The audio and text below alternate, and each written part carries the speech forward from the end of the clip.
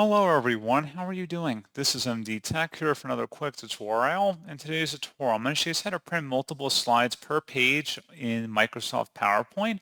So this should hopefully be a pretty straightforward process, guys. And without further ado, let's go ahead and jump straight into it.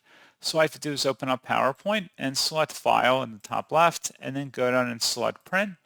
And now over here on the right side where it says Slides, go ahead and click the drop down, and you can select the type of view you want for how many slides you want per page.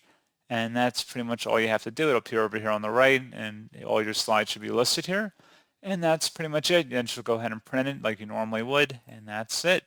So as always, thank you for watching this brief tutorial. I do hope that I was able to help you out, and I do look forward to catching you all in the next tutorial. Goodbye.